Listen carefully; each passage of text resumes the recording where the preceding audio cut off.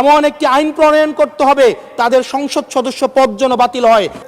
প্রাচীন ভারতের একটা প্রবাদ আছে, সেই প্রবাদেও একজন বলেছিলেন যে ঋণং কৃতা ঘৃতং পিবেত যাবৎ জীবন সুখেং কিবত।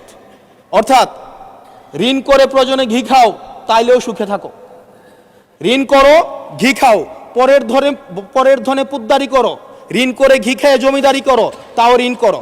আমার কাছে মনে হচ্ছে মাননীয় স্পিকার, এই প্রবাদটিকে সরকারি দলের কিছু সদস্য খুব সিরিয়াসলি নিয়েছেন, নিয়ে ওনারা ঋণ করো, ঘি খাও, তাও সুখে থাকো, এটাকে ওনারা এভাবে নিয়েছেন, ঋণ করো, ঋণ খেলাপি হও, তাও নির্বাচন অংশগ্রহণ করো।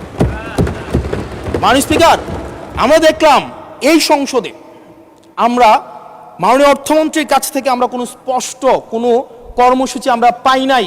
কিভাবে ব্যাংকগুলোকে যেভাবে দলীয়করণ করা হয়েছে, ব্যাংকগুলোকে দীর্ঘ 17 বছর ধরে ব্যাংকের টাকা ঋণের নামে যেভাবে বিদেশে পাচার করা হয়েছে, সেই পাচারকৃত টাকাকে কিভাবে উদ্ধার করা হবে সেটার কিন্তু সুস্পষ্ট আমরা কোনো পলিসি পাই না। মাননীয় স্পিকার, আমরা গভর্নর সাহেবকে মাঝে মাঝে আমরা একটু আক্ষেপ প্রকাশ করতে দেখি, 4,80,000 কোটি টাকা বিদেশে পাচার হয়েছে, সেটাকে কিভাবে আনা যাবে সেটা নিয়ে আক্ষেপ প্রকাশ পর্যন্ত আমরা দেখি।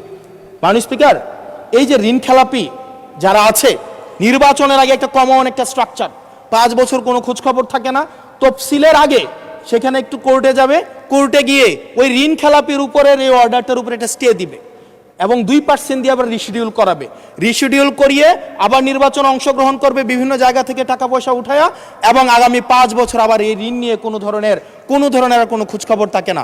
জনগণের টাকা নিয়ে এই বিলাসিতা বন্ধ করতে হবে এবং ঋণ খেলাপিদেরকে ঋণ খেলাপি বলতে হবে।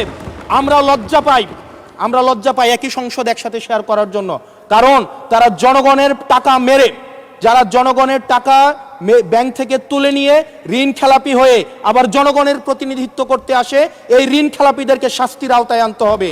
এবং তারা যখন সংসদ সদস্য হয়ে নির্বাচিত হওয়ার পরেও যদি তারা ঋণ খেলাপি হয়, এমন একটি আইন প্রণয়ন করতে হবে তাদের সংসদ সদস্য পদ যেন বাতিল হয়। সেটি শুধুমাত্র সরকার দলের জন্য না, শুধু বিরোধী দলের জন্য না, সেটি বাংলাদেশের উন্নতি, প্রগতি এবং সমৃদ্ধির জন্য সেটি প্রয়োজন। এবং পরবর্তী প্রজন্মের কাছে আমাদের দায় মুক্তির জন্য এটি প্রয়োজন। মাননীয় স্পিকার।